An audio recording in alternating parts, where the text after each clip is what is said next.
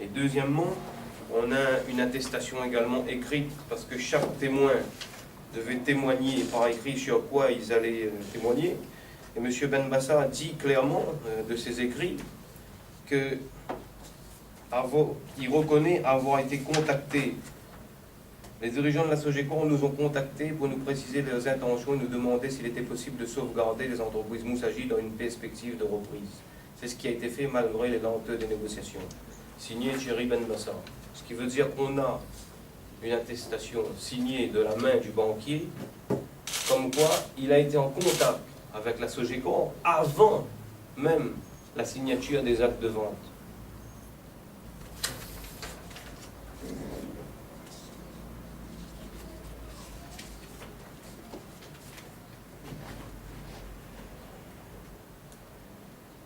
La Sogecor, on souhaiterait aussi mettre en avant, parce que c'est aussi le cœur du débat, on va parler surtout du point de départ, parce que tout le reste n'est que la conséquence des actes de cession et tout ça, le tribunal arbitral et tout. Mais à 31 ans, quel intérêt était pour nous de vendre nos sociétés alors qu'on est à la moitié, à la fleur de notre jeunesse, on aimait notre travail, on n'avait aucun intérêt, mais on nous a obligés à le faire. Et maintenant, c'est pourquoi on a assigné la Brède à Paris pour rupture abusive des concours bancaires et collusion frauduleuse avec la Sogecor pour l'accaparement de nos parts sociales en fraude de nos droits. Attendez, alors, c'est rupture abusive des concours bancaires. D'accord. Et collusion frauduleuse avec la Sogecor pour l'accaparement de nos parts sociales en fraude de nos droits. Des répétitions. Donc, on a signé la Brède à Paris depuis 2010 pour rupture abusive des concours bancaires. Et surtout, j'insiste sur la collusion frauduleuse avec la Sogecor pour l'accaparement de nos parts sociales en fraude de nos droits. Pardon, c'est devant quel tribunal? Tribunal de Paris. Oui, mais c'est quoi, la chambre commerciale? Oui, c'est la chambre commerciale de Paris. Et le juge a prononcé à notre demande un sursis statut dans l'attente de l'issue de la procédure pénale en cours. Il attend le pénal. Voilà. Il a estimé qu'il y a quand même des éléments qui pourraient être susceptibles d'avoir des suites pénales. C'est pas tout. La Brède, à 5 jours de la fin du délai d'expulsion, c'est-à-dire on a rencontré M. Benbassa le 20 août, il nous a dit amenez 200 000 euros, je revois ma position. On a dit M. Benbassa, on n'a pas les 200 000 euros parce qu'on a été contraint d'autofinancer. On dit pourquoi vous ne nous financez pas? On a des accords Sofaris, on a autofinancé 1,5 million d'euros en l'espace de 2 ans et demi. Ce n'est pas donné à tout le monde parce que les sociétés dégageaient une capacité d'autofinancement telle qui nous a permis de nous lancer et d'arriver justement à des résultats assez encourageants. Donc, M. Benbassa, il nous a dit amenez 200 000 euros et je revois ma position. On a dit on n'a pas les 200 000 euros, par contre on a un terrain. Et je vais insister sur le terrain, je vais d'ailleurs le noter ici parce que c'est...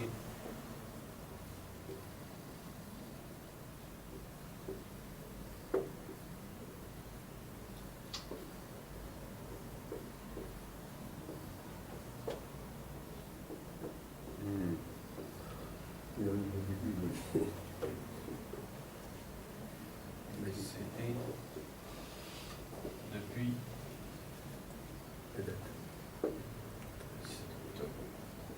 2006. On est en 2013. Donc, on a dit à M. Benbassa, on a un terrain.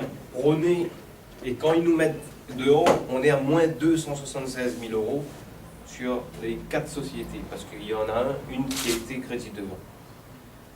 Il nous dit comme ça, il ne fait pas d'immobilier. Il a refusé cette garantie. Où est-ce qu'on voit qu'une banque refuse une garantie pareille? Et il nous propose une garantie sur notre stock. Et l'apport éventuel, l'introduction éventuelle d'un partenaire structurant.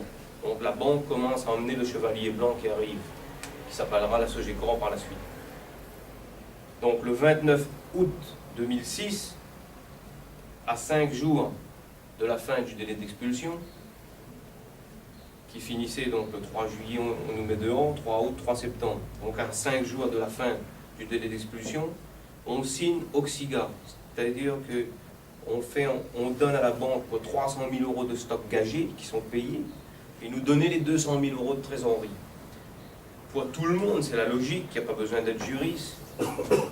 La signature de la convention Oxiga valait arrêt de l'expulsion. La banque ne va pas signer un contrat à 5 jours avec nous d'un gage sur les stocks pour nous mettre dehors 5 jours après. Ça n'a aucun sens. Et qu'est-ce que la banque a fait?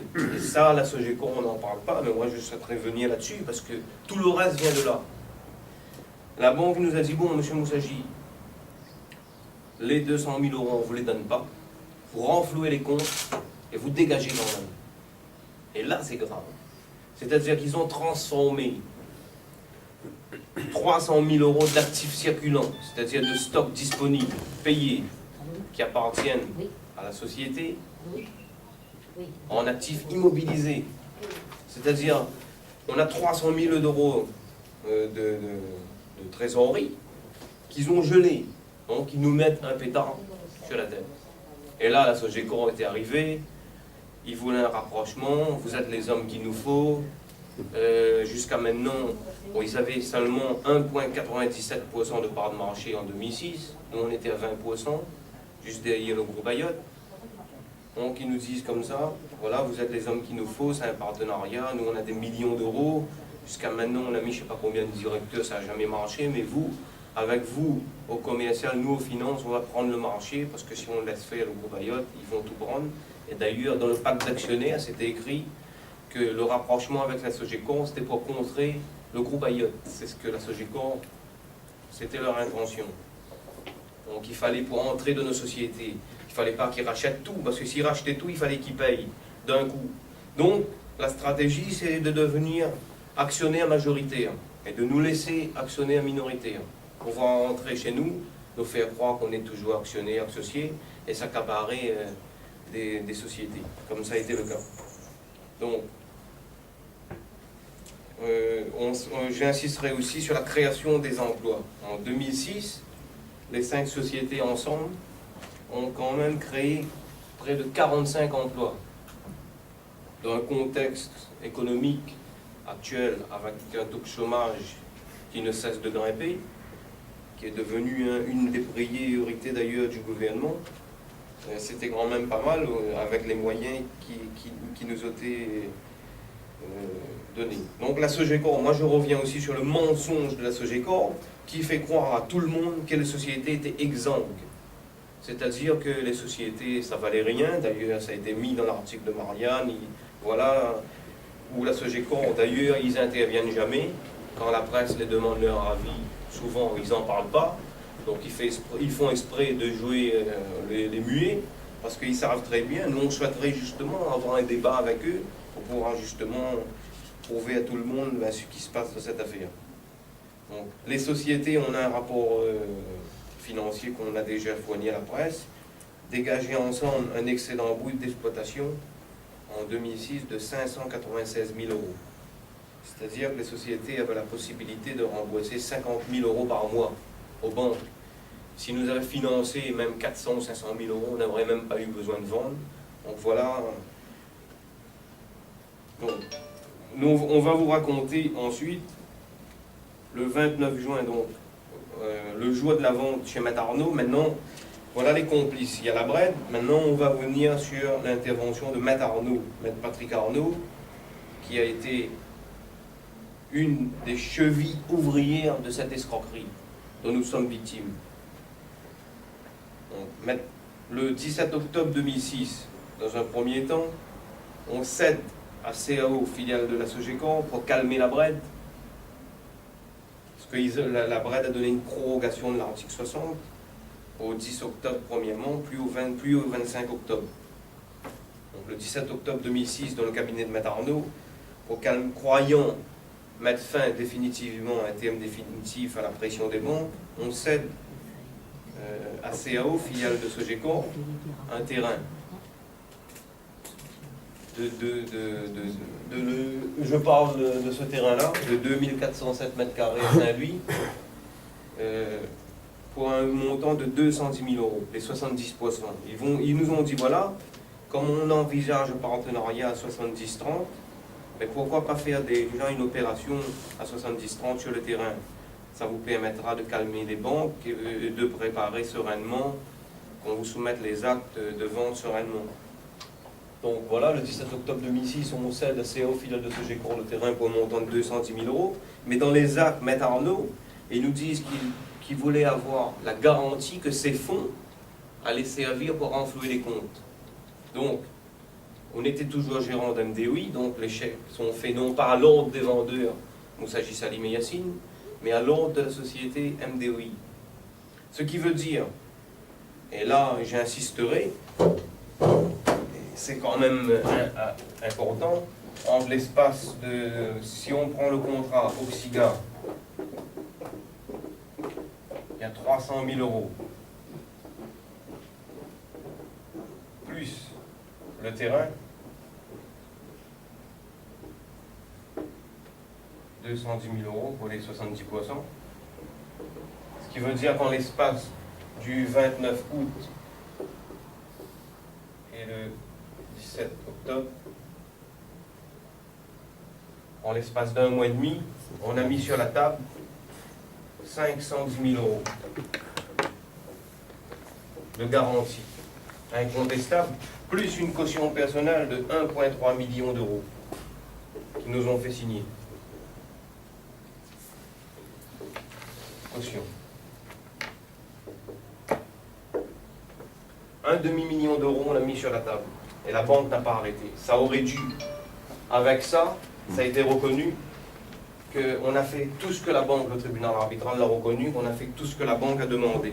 Voilà, quand on a vendu la Sogecor, les comptes avaient été déjà renfloués à un demi-million d'euros qu'on a mis sur la table. Comment ça se fait que les banques continuent à nous la pression? Maintenant, le 23 octobre 2006, on a rendez-vous chez Maître Arnaud pour prendre connaissance des actes de vente. Et à la veille de ce rendez-vous, on voit M. Nicolas Rabot de la Braie de Port, juste le collaborateur de M. Benbassa, qui nous dit, on dit, M. Rabot, on ne veut pas vendre nos sociétés, on a mis un demi-million d'euros sur la table, laissez-nous, revenons à la discussion, on veut travailler, on est jeunes. Monsieur Moussaji, vos problèmes d'argent, j'en ai rien à faire. Si demain vous n'avez pas un repreneur, vos sociétés vont être vendues à la bougie. Donc on était jeunes, on n'avait pas les formations au niveau juridique, on n'était que des commerciaux, et nos sociétés étaient bien gérées, tous les comptes étaient attestés par M. Lala, qui était dernièrement président de l'Ordre des experts comptables. On n'avait pas de formation juridique. Donc on a rendez-vous chez Maître Arnaud pour voir les actes. Et cette séance chez Maître Arnaud s'est transformée en séance de chantage. La Sogecor nous a dit que ça a été un chantage et c'est le début de l'escroquerie. On nous a fait signer n'importe quoi et avec une grosse complicité de Maître Arnaud. D'ailleurs, tout le monde le dit aujourd'hui que Maître Arnaud porte une grosse responsabilité dans cette affaire. Il est toujours là, Maître Arnaud ? Il est toujours là. Donc, on nous a dit, bon, comme on n'avait pas d'avocat, on a dit on emporte les actes, on emporte les contrats, et on revient vers vous. On allait les soumettre à Maître Akoun, qui avait été avocat de la famille. Et elle a dit, quoi? Vous avez vu combien de temps ça nous a pris pour préparer ces actes-là?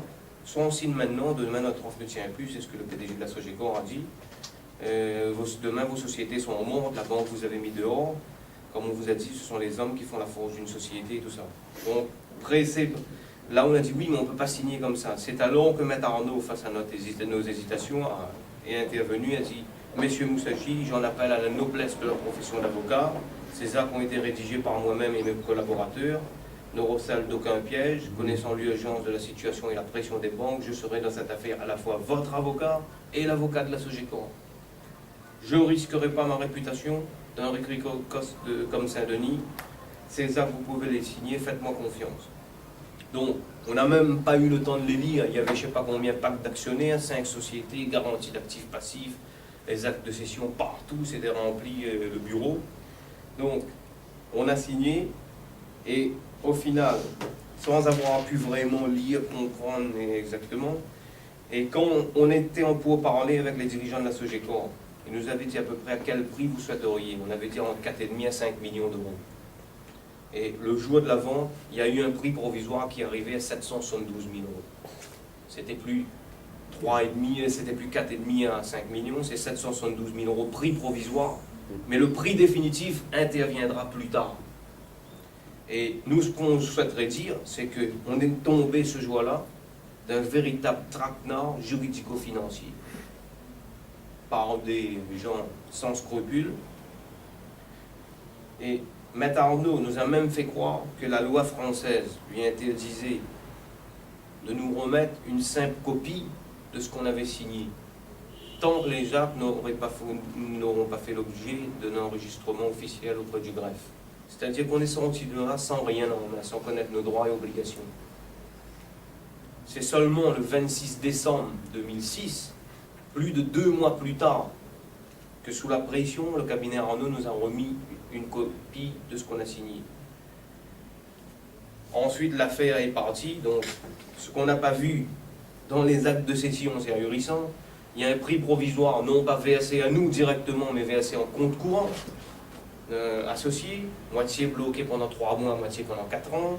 Il y a des clauses exorbitantes du droit commun, notamment, on signe le 23 octobre 2006, mais l'entrée en jouissance par la Sogecor se fera au 1er juillet. Vous avez signé. Oui, mais je veux dire, c'est Maître Arnaud qui était notre avocat et l'avocat de la Sogecor, donc voilà. Ils ont pris le contrôle des sociétés, ça a été reconnu maintenant, et là, moi, j'en viendrai à l'escroquerie, c'est pourquoi il y a des plaintes pour escroquerie.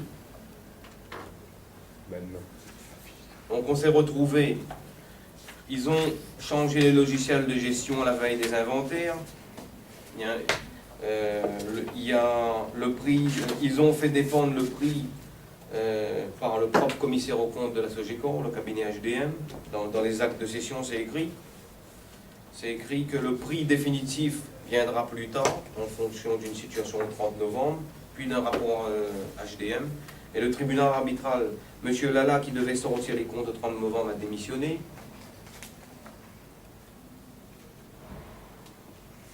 Et le cabinet HDM, le rapport HDM, prévu au plus tard, au 31 décembre, est arrivé avec 7 mois de retard non daté, non signé.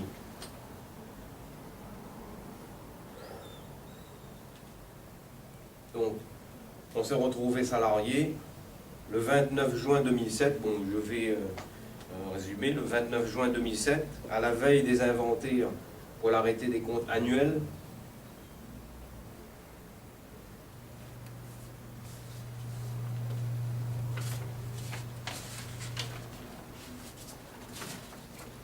moi et mon frère, on est virés. On est devenu actionnaire à 30%, on est viré sans être payé, avec interdiction de mettre les pieds dans les locaux et de contrôler quoi que ce soit. On a même mis un vigile au dépôt pour nous interdire l'accès. Donc c'est là que je veux... On s'est retrouvé, on est passé du statut de chef d'entreprise, deuxième importateur de pneus à La Réunion, à la tête de société reconnue parfaitement viable, à celui de... On a touché 7 mois d'acétique, on s'est retrouvé RMiste, voiture saisie, on n'avait plus rien, et surtout, et là je viens et je résume notre affaire à un problème de concurrence, avec une clause de non-concurrence de 4 ans, non pas seulement à La Réunion, mais sur toute la zone du sud de l'océan Indien. Ça, vous avez signé ça? Et ça, c'était les actes de Maître Arnaud.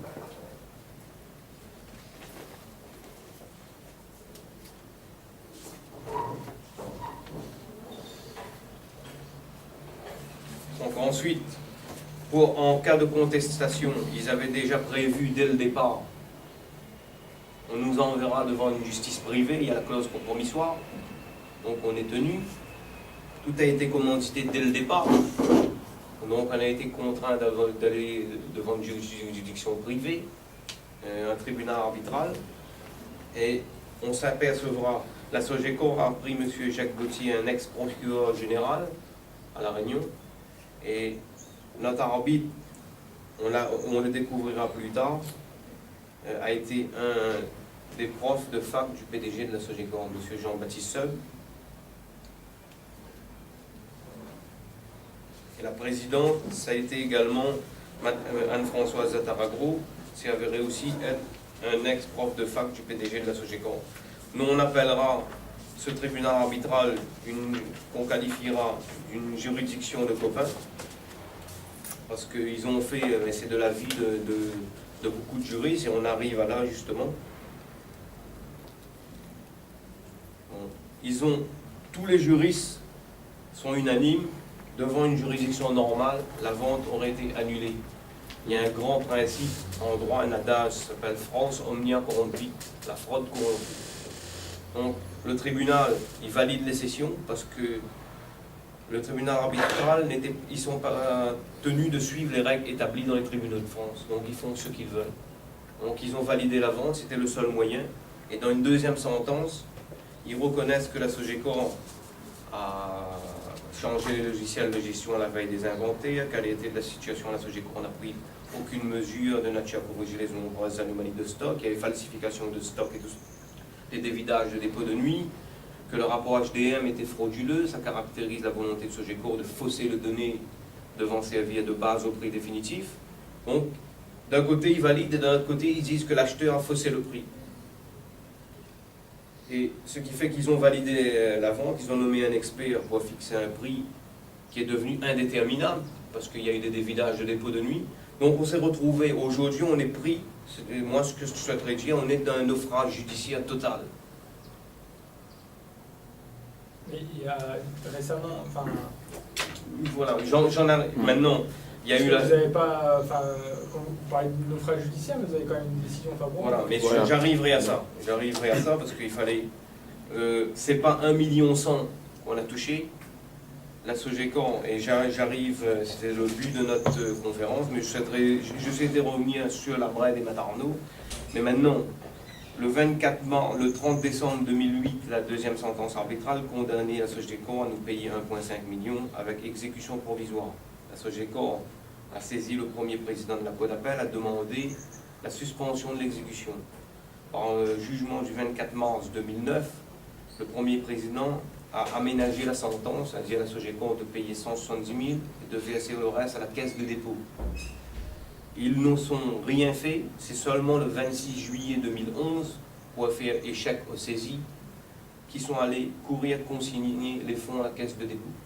Sauf que ils ont fixé eux-mêmes les conditions de la déconsignation, et là, dernièrement, suite à l'arrêt de la Cour d'appel, notre huissier s'est présenté à la caisse de dépôt, et les fonds n'y sont plus. Où ils sont? Et Voilà.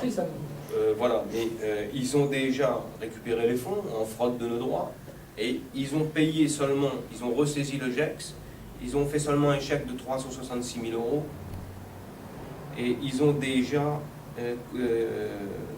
ils ont ressaisi le GEX, donc on est pris encore pour aller devant le juge de l'exécution. Et sur les fonds qu'ils ont payés, on a reçu les ATD de l'administration fiscale, que je vous remets là. Donc pour moi et mon frère, il y en a pour 150, 160 000 €, enfin un petit peu moins de 160 000 € avec des frais de majoration. Parce que le prix définitif vient d'être fixé à titre définitif par la Cour d'appel dans son arrêt. Ouais, donc, ça c'est quoi ça? ça, ce sont les ATD sur les plus-values. C'est quoi tes billes? Ah oui, La tiers des compteurs au niveau des terrains. Il y a, le C'est au terrain, niveau on du n'a terrain. jamais touché. Ça va faire 7 ans. On n'a jamais touché les 200 000 € du terrain. Et ils Ça, on sont souhaiterait taxés le dire. d'office par là. Et on est taxé sur les plus-values sur la vente du terrain qu'on n'a jamais touché. Et Ça. sur le prix des 772 000 €. Parce que c'est sur le prix provisoire qui nous taxe, le prix du 23 octobre 2006, et on est en 2013. Et là, vous êtes taxé sur quoi là? On est taxé sur les plus-values, et notamment sur, il y a environ 80 000 € de frais de majoration cumulés pour moi et mon frère. Ce qui veut dire que là, d'après notre avocat, on va toucher seulement un peu moins de 100 000 € chacun, qui nous seront remis là, d'ici le 30. Et j'ai ma tante qui est là, qui nous a aidés financièrement, on leur doit de l'argent.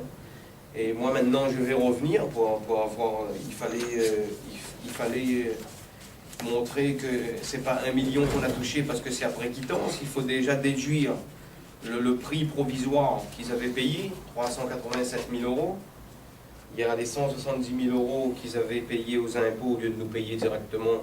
Ils l'ont fait seulement 2 ans et demi après. Ce qui fait qu'aujourd'hui, on touche quasiment rien. Et c'est pas tout. À ce jour, on est ruiné, on est père de famille, on n'a plus de revenus. Je viens de vous le montrer. En 2012, en 2009, on a remonté une société pour pouvoir travailler. Et cette société elle a dû être liquidée parce qu'une nouvelle fois, notre banque principale, je ne citerai pas de nom parce que je ne veux pas nous mettre à dos tout le secteur bancaire. Sous influence. Voilà. Ils nous ont réexpulsés. C'était la BRED en 2006, maintenant c'était une autre banque en 2012. Et sur ordre de la Sogeco, cette même banque a refusé de lâcher les fonds alors qu'il y avait des décisions des tribunaux. Ce qui veut dire qu'on vient de reperdre encore à nouveau quelques années de travail. Et c'est pas tout. C'était liquidé quand votre société? En 2012. Donc le tribunal a prononcé la liquidation. Donc avec pareil de Saint-Denis. La société AVSOI. Il y avait 2 points de vente, ça commençait à bien marcher. Il y a une quinzaine d'emplois qui partent encore en fumée. Et c'est pas tout, parce qu'on avait déjà été condamné à 100 000 € par le tribunal arbitral pour la violation de la clause de non-concurrence. Aujourd'hui, la Sogeco réclame 1 million d'euros devant la cour d'appel, parce qu'on a travaillé en 2009. Ils ont plaidé l'incompétence du tribunal de commerce, c'est un tribunal arbitral. Le tribunal arbitral nous a condamnés à 100 000 €. Ils sont revenus devant la juridiction normale, qui s'est déclarée compétente. On est vraiment... Nous, franchement, aujourd'hui, c'est pourquoi je reçois chaque semaine des assignations sur assignations sur assignations pour diffamation. Assignations qui correspondent à quoi? Pour la diffamation. Et notamment, il y a 2 lettres de l'association Stop Injustice qui a été envoyée à Madame la garde des Sceaux par M. Bieber. Et moi, j'ai retransmis la lettre à un peu tout le monde pour alerter un peu l'opinion publique. Et moi, je suis assigné. Donc, je fais diffamation. Voilà, pour diffamation. Pour clause de non-concurrence. Et la clause de non-concurrence, on a été condamné après justement par le tribunal des référés à ne plus exercer sous astreinte de 5 000 € par jour de retard, avec notre nom en gros dans le genou, interdiction de travailler. Donc, ils ont saisi la cour d'appel, on avait fait appel, la cour d'appel a validé, et la Sogeco s'est présentée devant le GEX dernièrement. Ils ont essayé de liquider 5 000 fois le nombre de jours, 955 000 €. Ils ont été déboutés, mais ils ont refait appel. Donc ils reviennent en appel dessus. Ça nous coûte des frais d'honoraires, des milliers encore de frais d'honoraires pour nous défendre. On est plongé dans un bordel judiciaire total. Et ça n'en finit plus. On reçoit des assignations sur assignations sur assignations, alors qu'on s'est fait ras-le-bol. On a ras-le-bol qu'en face, c'est l'instrumentalisation totale de la machine judiciaire et du réseau bancaire, de certaines banques, pour nous mettre par terre. Et aujourd'hui, il est évident, il n'y a pas besoin d'être juriste, il n'y a pas besoin d'être des grands connaisseurs du droit. Moi, je vais parler des faits, les faits parlent d'eux-mêmes. Et les faits, on est victime d'une abominable arnaque, d'une escroquerie, et rien ne vient justifier à ce jour que moi je suis mis en examen pour avoir appelé la Sogeco pour réclamer mon dû, sans avoir insulté. D'ailleurs, j'ai mis en défi de venir dire que je l'ai insulté, etc. Et eux, ils sont même pas mis en examen, alors que par jugement du 24 mars 2013, du 25 mars, la cour d'appel les condamne. La Sogeco est reconnue coupable. Et la cour d'appel valide tout le contenu des sentences arbitrales, à savoir des dévidages et des pots de nuit, des faits extrêmement graves. Et aujourd'hui, nous, on voit ces gens-là, ils ont détourné des sommes astronomiques et ils ne sont même pas inquiétés. Je veux dire qu'aujourd'hui, la Sogeco continue, et ce qui est machiavélique dans cette affaire, c'est qu'ils financent les procès avec notre argent. avec l'argent dérobé aux victimes. Ça veut dire qu'eux, ils peuvent faire durer le litige pendant des années, ça ne leur coûte rien. C'est avec notre argent qu'ils payent. C'est pas avec l'argent de la Sogecor. Et moi, le gouvernement, suite à l'affaire Cahuzac, a dit qu'ils vont faire une des priorités, un combat. Et d'ailleurs, il y aura des instances qui vont être créées, uniquement pour ça, justement, pour lutter contre la haute criminalité financière en col blanc. Et aujourd'hui, ce qui est PAV, dans le scénario judiciaire, des suites justement des conséquences désastreuses de cette justice privée, de cette justice arbitrale, c'est que la Sogecor aujourd'hui est condamnée à nous indemniser, non pas avec l'argent de la Sogecor, mais c'est avec l'argent des sociétés qui nous ont dérobé. Donc ils font une opération en blanc, ça leur coûte rien. Et il n'y a pas de sanction. Et moi ce que je veux dire, c'est que comment il n'y a pas besoin d'être... Et maintenant, je vais venir sur l'aspect financier de cette arnaque pour montrer. On dit qu'on a touché 1 million d'euros. Déjà, ce n'est pas le cas. Et même si c'était... Ça, c'est la décision de la Cour d'appel, hein, c'est ça? Oui, voilà. Mais ce n'est pas 1 million, mais c'est après quittance. Donc, dans les 1 million 100, déjà, ils nous ont donné que 366 000 euros sur 1 million 100. Ça, c'est quoi, alors? Ils ont déduit. Il y a 1 million 100, mais c'est après quittance. Il y a le prix provisoire. C'est quoi la quittance?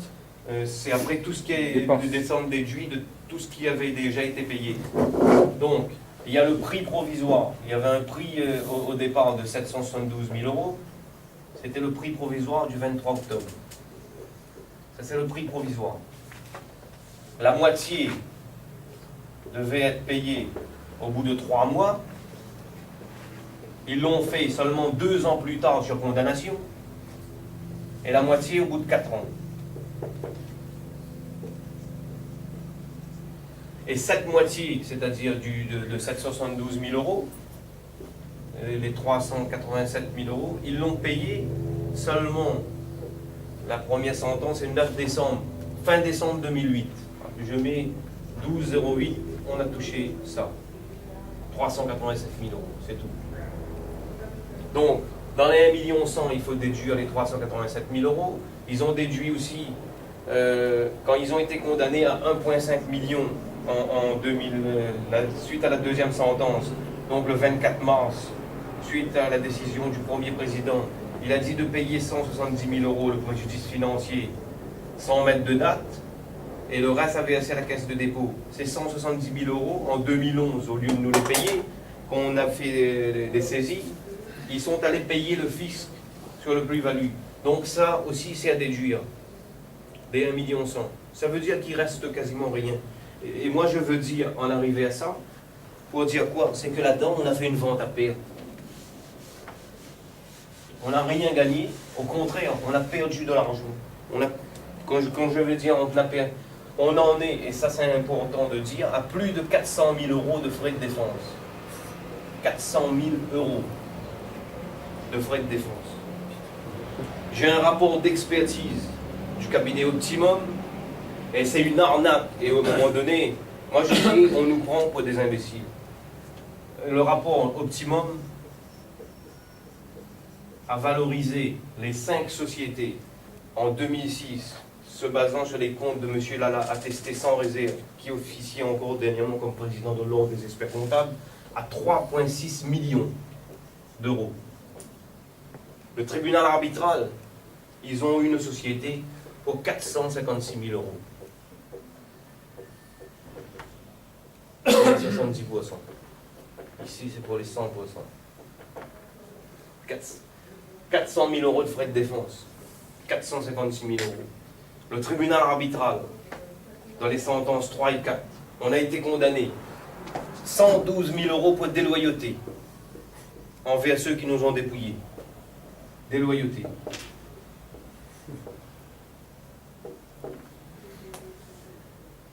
100 000 euros violation de la clause de non-concurrence. »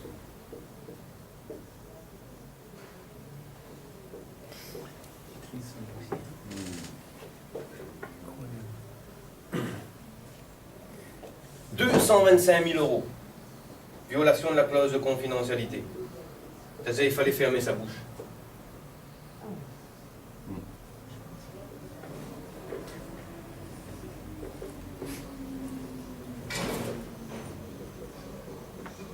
On en est à 437 500. Au total, en 437 000 euros d'amende qui ont été validés par la Cour d'appel. Prix 456 000 euros. 437 000 euros d'amende. Il reste zéro. 400 000 euros de frais d'honoraires. Sur les 1 100 000, là ils nous ont donné 3,66, il y a les APD. Si on compte l'argent qu'on doit aux emprunts familiales, aux plus-values, l'argent aux avocats,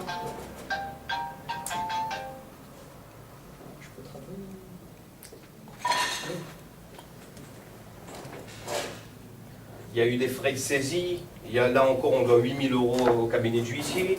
Pour la clause de non-concurrence, l'avocat nous a pris 3 000 euros en taxes de frais d'honoraires. Il y a les plaintes pénales, il y a je ne sais pas combien de procédures pour diffamation, il faudra payer les avocats. On en a facilement 50-60 000 euros de frais d'avocat qui vont tomber dans les semaines qui arrivent. Je veux dire quoi? Aujourd'hui, il restera zéro. Et non seulement il restera zéro, je suis traqué maintenant.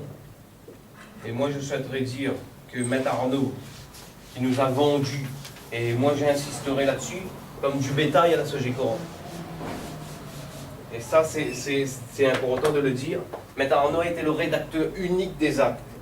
Donc la déontologie, il a été l'avocat des deux parties pendant 5 années. Maître Arnaud s'est retourné contre nous et est devenu avocat de la Sogecor, contre ses propres victimes. Il était votre avocat? Oui, il est le joueur de la vente et 5 ans après, couvert par le bâtonnier Michel Bidois, pendant 5 ans, au mépris de la déontologie totale, il a plaidé devant toutes les juridictions de La Réunion, notamment la juridiction arbitrale mise en place et fabriquée par lui-même. Et il réclamait 4 millions d'euros de dommages et intérêts. Et Maître Arnaud, moi, bien entendu, après ce qu'ils nous ont fait, on n'a jamais utilisé la violence, on est toujours resté civilisé, on n'a fait que dénoncer. Heureusement, si on ne l'avait pas fait, Maître Ali Balou a fait des faux usages de faux, etc., le PDG de la Sogecor, ils ont commencé à nous accuser de les avoir volés, c'est nous qui les avons volés, qui les avons trompés. Mais si on n'avait pas mis la vérité sur la place publique, c'était un litige entre nous, Sogecor et la justice. Comment on aurait fait? Ils nous auraient envoyés. Et aujourd'hui, moi je souhaiterais la perversion morale de la partie adverse. Je suis accusé de malade mental,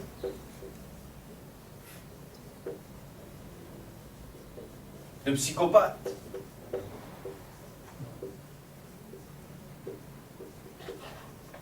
et un juge voulait même une expertise psychologique me concernant. C'est-à-dire que aujourd'hui, non seulement ils nous ont ruinés, ils veulent nous salir, ils sont en train d'instrumentaliser la justice pour dire, bon, il a dit ça, vous le condamnez. Il a travaillé, vous le condamnez. On ne veut plus le voir sur le marché de La Réunion. Autrement dit, on dénonce s'il y a d'avoir des énormes pressions de la part de ces gens-là. Et la plainte pénale, elle en est où? Mais la plainte Est-ce pénale, que vous avez des nouvelles récemment? on a fait des demandes d'actes, et là on va déposer maintenant, on va délocaliser. Suite à la déconsignation C'est des... quoi les demandes d'actes? De demander aux juges d'instruction de faire, d'entendre des témoins et tout ça. C'est pas fait ça? Si, ça c'est fait. C'est fait. Ils viennent de donner une date d'ailleurs, il y aura un témoin qui sera entendu prochainement. Ce qui veut dire que ce qui est annoncé dans toute la presse qu'en étant une victoire, aujourd'hui à ce jour, je suis père de famille, j'ai des enfants, j'ai plus rien. J'ai plus rien, j'ai plus de revenus. Je loue une voiture, vous m'avez vu arriver, j'ai plus de voiture. Mais je vis comment? Et si je travaille, je vais me prendre des assignations. Si j'ai perdu la liberté de travailler tranquille, librement dans mon pays. Parce que je dois Maître Arnaud, comme j'ai dénoncé ce que Maître Arnaud a fait, il aurait dû être rayé du barreau. Il n'a même pas fait l'objet de sanctions disciplinaires. 5 ans après, on bâtonnier l'a dû sortir point bas. Et pendant ce temps, tous les dégâts qu'il a fait. Et il vient devant le premier président, comme si rien n'était, il continue, il m'assigne, il me réclame encore, ils ont envoyé des huissiers chez moi. Eux, ils savent se faire payer. Par contre, quand il s'agit d'aller récupérer l'argent avec eux, ils trouvent toujours des combines. Donc, ce qui veut dire qu'aujourd'hui, ils nous ont escroqué tout notre réseau. Et je souhaiterais montrer ce qu'on était avant les sessions foncières de la Sogecor.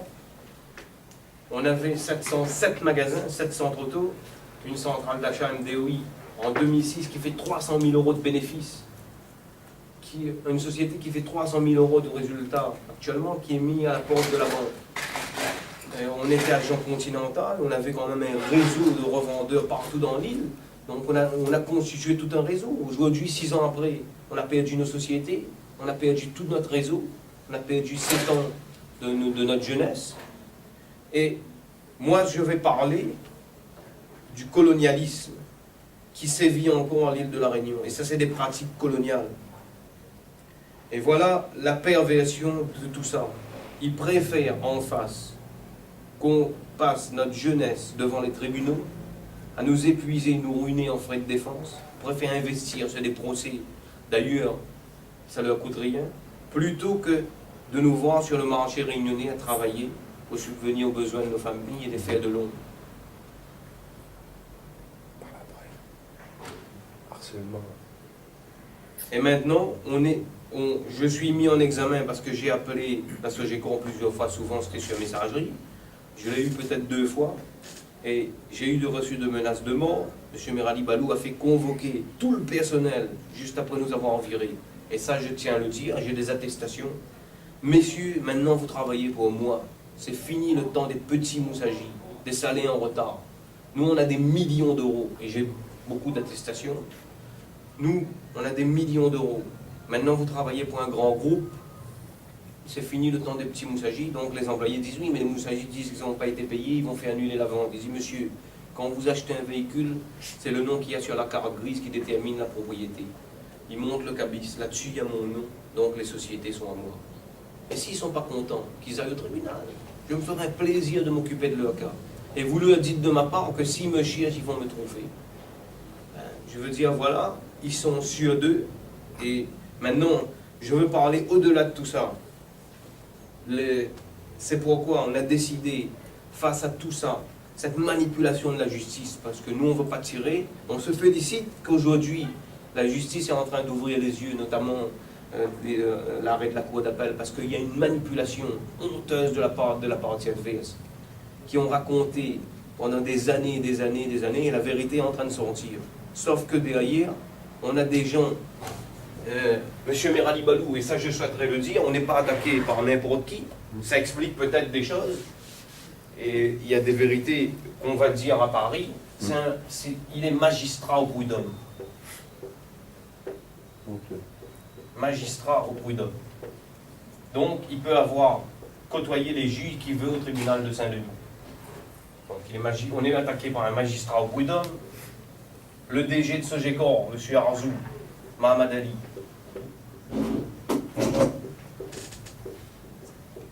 Il est un des gros administrateurs du MEDEF.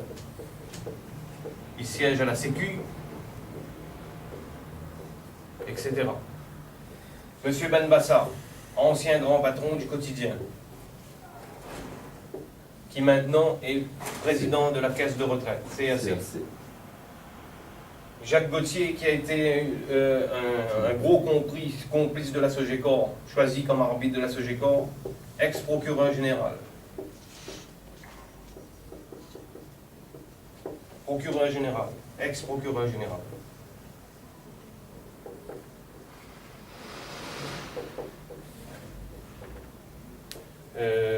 Cette affaire, ça c'est un magistrat qui l'a dit, met en cause trop de personnalités importantes à l'île de la Réunion. Banque, ça met en cause la banque, bref. Il y a aussi une assignation qui a été portée contre le cabinet HDM, c'est-à-dire que Maître Arnaud a fait dépendre le prix dans les actes de nautique qui sera établi au plus tard au 31 décembre 2008 par le cabinet HDM. Aujourd'hui, c'est pas moi qui le dis. On m'a dit que je suis un psychopathe, je suis ce qu'on veut, bon, qu'ils le disent. Je vais juste vous lire un article pour les gens qui sont là. Également, d'autres éléments corroborent encore cette exécution peu loyale de ces engagements par la SOGECOR. D'abord, les actes de cession prévoyaient dans l'article 3.4 que le prix définitif de cession sera fixé au vu d'un rapport établi à la suite d'un audit effectué par le cabinet HDM, qui est le propre commissaire aux comptes de la SOGECOR, donc juge et partie. Maître Arnaud a fait dépendre le prix définitif du propre commissaire aux comptes de la SOGECOR. Il savait que le commissaire aux comptes chargé d'établir ce rapport n'était autre à cette époque que celui de la SOGECOR et que pris en la personne de M. Michel Mounavarali, celui-ci était de surcroît lié par des liens familiaux à M. Hatim Mounavarali. Ils ont embauché le frère comme une main à bloc, embauché à compter de mars 2007 comme RAF, responsable administratif et financier du groupe GIE Cap Avenir, chargé de préparer les arrêtés de compte de toutes les sociétés membres de ce groupement sous la direction de M. Mirali Balou, et qui a d'ailleurs marqué son refus de se faire auditionner par le tribunal arbitral dans le cadre de la présente procédure. Le tribunal arbitral considère qu'il y a là des éléments propres à faire planer un doute sur la neutralité de l'esprit investi de la mission du site et de là sur la fiabilité du contenu du rapport destiné à servir de base à l'établissement de la situation intermédiaire, ce qui est d'ailleurs conforté par le fait que le rapport établi par le cabinet HDM n'a été ni daté ni signé. Les auditions prolongeant et confirmant les écritures ainsi que les pièces versées au débat mettent en lumière les insuffisances, les limites, les oublis de ce rapport qui conclut à aucune anomalie, alors qu'il existait notamment des écarts de prix, de revient sur les pneus, des écarts de marge d'un 100 gallons, des valorisations d'articles à zéro, une absence de prise en compte de certaines immobilisations pour la société PSA, de sorte que le tribunal y voit là encore un comportement de la SOGECOR destiné à minimiser la valeur des éléments de référence nécessaires à l'établissement de la situation intermédiaire. Ensuite, les actes de cession prévoyaient encore dans l'article 34 que le prix définitif sera fixé sur la base du bilan arrêté au 30 juin 2006 et d'une situation comptable arrêtée au 30 novembre 2006. Il résulte des auditions et pièces versées au débat, confirmant les écritures, qu'il n'est pas douteux que les comptes clos pour l'exercice 2006, soit au 30 juin 2007, aient un caractère non sincère et ne reflètent pas une image fidèle. Monsieur Lala a démissionné, expert comptable des sociétés à l'époque, avait à leur propos procédé par voie d'opinion, notamment dans une lettre de novembre 2007, mettant en lumière les changements de méthode comptable initiés par la SOGECOR, notamment pour la société MDOI qui n'était pas conforme à la réglementation comptable en la matière. De sorte que les changements auxquels il avait été procédé avaient un impact significatif sur le montant de chiffre d'affaires et donc sur la valorisation des stocks en fin d'exercice.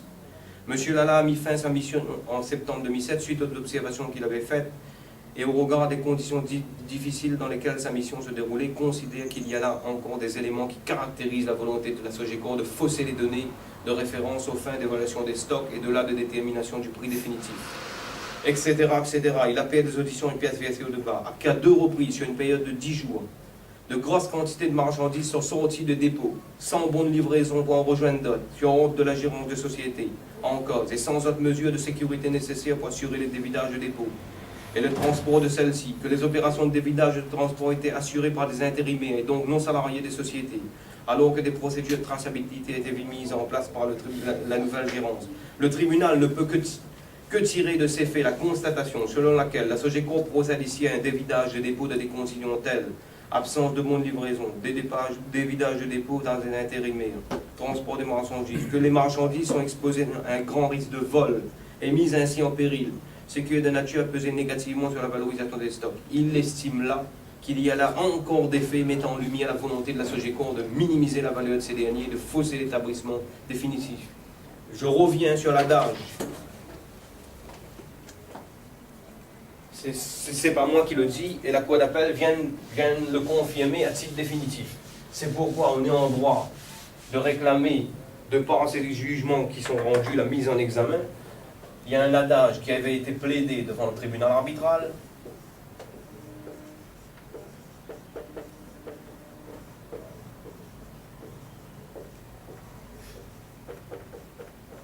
La fraude corrompt tout. On a demandé l'annulation des actes de vente. Le tribunal reconnaît que l'acheteur a faussé le prix, il y a eu des changements de logiciel à des inventaires, mais il valide quand même les actes. Et il nomme un expert pour fixer le prix. L'expert, Éric Delsal. Monsieur Moussati, Oui. excusez-moi, mais Enfin, vous savez, quand vous avez, enfin, on a passé déjà beaucoup de temps, tout Oui, ça, oui, oui. on l'a déjà dit, tout ça. Non, mais je Ce que veux... je voulais, moi, ce qui est important aujourd'hui, c'est de fixer le temps, c'est-à-dire on est après ce qu'a dit la Cour d'appel, donc regardons, enfin, vous voyez, on va pas tout Non, mais- réécrire et tout ça. Moi, je veux Ce qui est dire... important, c'est qu'il y a une instruction judiciaire, ça c'est important. Bon, Dites-moi ce qu'il en est et ce que vous comptez faire. Parce que, vous voyez, nous, on ne peut pas tout à chaque oui, fois. bien tout sûr. réexpliquer. Non, mais moi je vais dire pourquoi aujourd'hui on a décidé à Paris, on va assigner le tribunal arbitral, les Alors, magistrats. Ça, c'est une nouvelle procédure. Voilà, c'est qu'on une soit nouvelle. bien clair. Voilà, tout à fait. C'est une nouvelle procédure. Donc vous allez Assigner les 3 arbitres du tribunal arbitral pour complicité. Et je viens de vous expliquer pourquoi. Je l'ai lu, le rapport HDM, parce qu'au final, ils auraient dû annuler les sessions, ils ne l'ont pas fait. Ils nomment un expert pour fixer un prix qui est devenu indéterminable. Sauf que le prix, c'est l'expert Delsal, M. Delsal, qui valide à 456 000 euros. Ça, c'est quoi, 455 456 000 euros, le prix définitif. Aujourd'hui, ils l'ont eu, nos sociétés, à 456 000 euros. C'est l'expert. Et le tribunal arbitral a validé cette expertise, mais qui est basée sur le rapport HDM.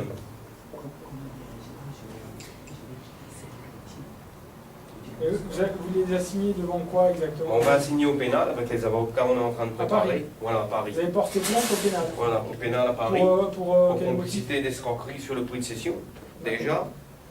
Et vous vous rendez compte? Il disqualifie, je viens de le lire justement, j'en voulais venir sur cette justice privée, cette juridiction qui a été montée de toutes pièces par la SOGECO. C'est ça aussi le but de mon intervention aujourd'hui. Et le tribunal arbitral, l'expert Delsal s'est basé sur le rapport HCM, qui savait frauduleux parce qu'il avait déjà été dénoncé par le tribunal arbitral. Donc on est dans la fiction juridique. C'est une fiction. Il disqualifie le rapport HDM, mais il valide un rapport basé sur le rapport HDM qu'eux-mêmes ils savaient frauduleux. Donc ils ont fait n'importe quoi. Et aujourd'hui, on est encore pris pour des années de procédure certainement. Pourquoi? Et ça, l'avocat vient de le dire. On est toujours actionnaire à 30%. Parce que ça, c'est pas encore... Il y a les 30% restants.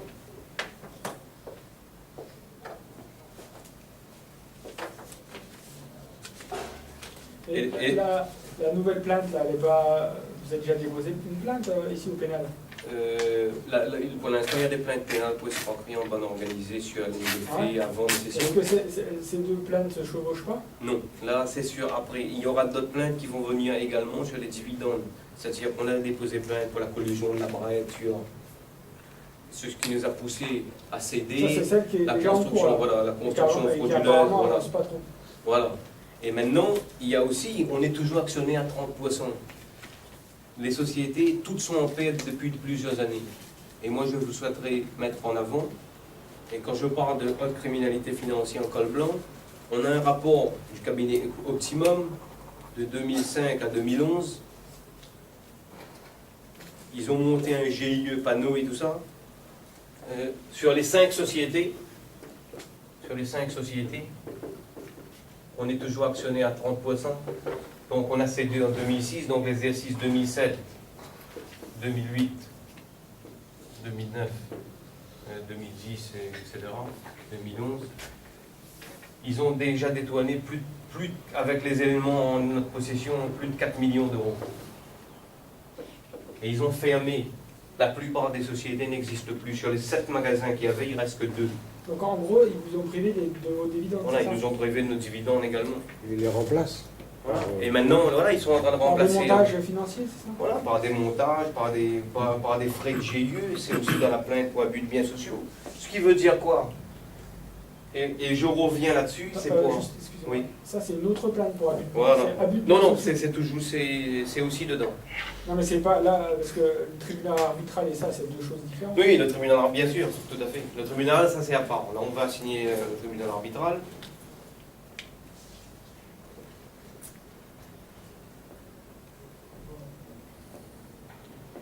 Maintenant, c'est pour montrer, regardez. Ils nous ont pris nos sociétés, ils nous ont privés pendant 6 ans. Ils nous ont envoyés au RMI. Et qu'est-ce qu'ils ont fait de ces sociétés?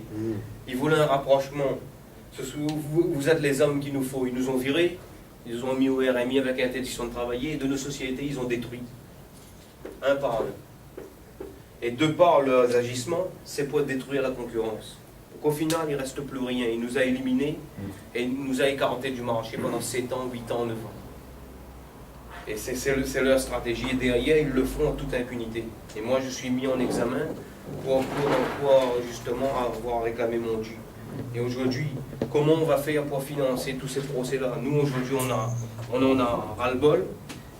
Les faits sont extrêmement graves. On a des rapports d'expertise qui prouvent tout ça.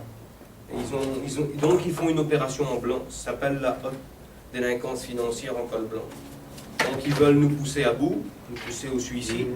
Il y a un des employés de la Sogecor qui a déjà passé à l'acte. C'est malheureux. Et ben, ils veulent faire la même chose sans scrupule. Et ils continuent. Et je vous donne une lettre de M. Mirali Balou quand on l'avait alerté sur la question. Voilà ce qu'il nous répond. Monsieur, je fais suite à votre courrier du 28 février 2008, nous mettant en demeure de suivre vos conseils en matière de politique commerciale. Nul doute que vos inquiétudes sont fondées sur des rumeurs et des on-dit. Je tiens à vous rassurer, les sociétés dont nous avons la charge de gestion et de vous êtes les actionnaires minoritaires sont gérées comme il se doit, dans le respect de la réglementation, dans la transition de gestion du groupe Sogecor et dans l'intérêt à moyen et long terme des actionnaires.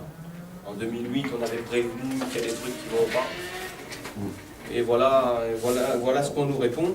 Donc aujourd'hui, on considère, et ça fait aussi l'objet d'une plainte en diffamation, que la Sogecor, qui publiait plus ses comptes au greffe depuis 2001, est une société de blanchiment d'argent. Et on va le dire maintenant, c'est pourquoi, face à toutes ces dérives, à cette volonté de nous mettre à mort, on n'a plus d'autre choix. Il y a beaucoup d'autres dossiers, c'est pas seulement l'affaire Moussagi, il y a l'affaire Kada, qui met encore des dysfonctionnements énormes dans d'autres domaines, il y a d'autres affaires. Donc on va aller avec une délégation dans 3 semaines, 3 semaines à 1 mois, on est en train de préparer, on a déjà contacté pas mal de médias nationaux, et on va aller interpeller directement les gouvernements. Vous allez voir qui, Taubira? Voilà, à Bercy. On va aller à Bercy. On va aller à Bercy. On va aller voir pas mal de... Parce qu'on a largement de quoi, et moi ce que je serais de dire, des petits réunionnais pour 5 000, 10 000 euros, ils sont écroués, quelques jets de galets. Mais moi j'aurais préféré que la Sogecor me lance un galet à la figure, ça me refait quelques points de suture, en 2 mois j'étais rétabli, plutôt que passer toute ma jeunesse à le regarder détruire mes sociétés comme ils le font, à nous traquer devant les tribunaux comme ils le font. Et aujourd'hui, eux, ils n'ont rien. Et il faut un nettoyage des institutions. J'ai nommé à qui on a affaire. Ils sont au MEDEF, magistrats prud'homal, CAC. Ils sont partout, ils sont à la tête de toutes les institutions à La Réunion. Comment on veut faire avancer la l'île de La Réunion si on a des gens avec la moralité pareille? Il y a un gros problème.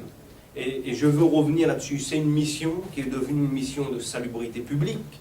C'est une mission d'intérêt général.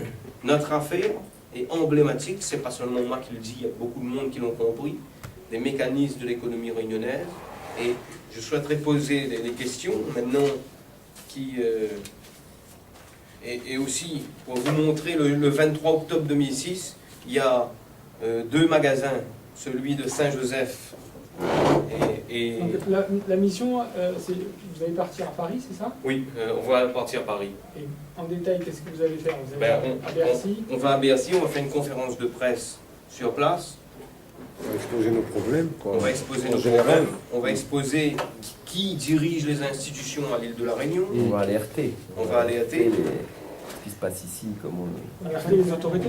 Voilà, on va alerter les autorités, les ministres, le ministre de l'Outre-mer. Comme on a des va dossiers. envoyer tous les courriers. Là. Donc ça sera Taubira, l'Outre-mer et Bercy.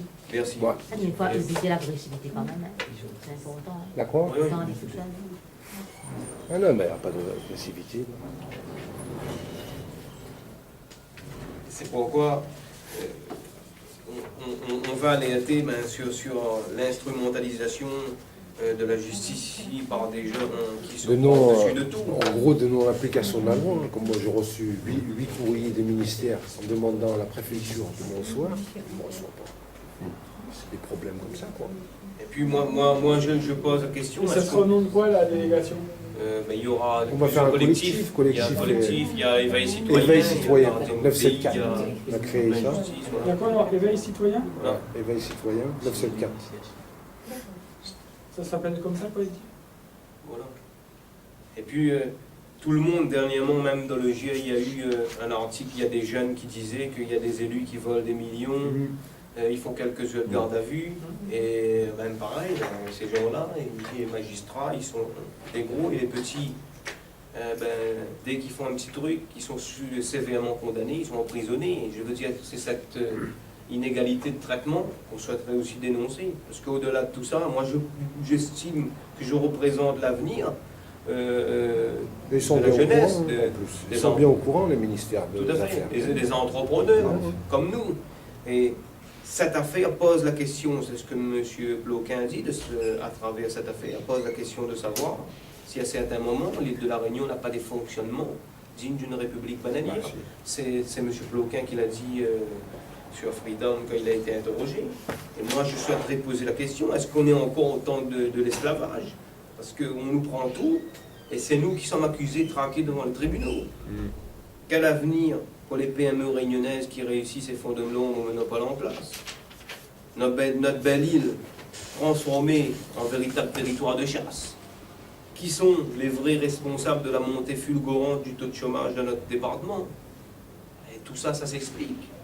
Et M. Yves Gégaud, ancien secrétaire d'État à l'Outre-mer, déclarait il y a quelques années encore devant toutes les chaînes de télé et radio que ce sont les lobbyistes qui font la loi à La Réunion. Et freinent le développement économique. Et c'est pourquoi on fait l'objet d'un acharnement judiciaire sans précédent de la part de notre prédateur, et d'où on n'a plus le choix.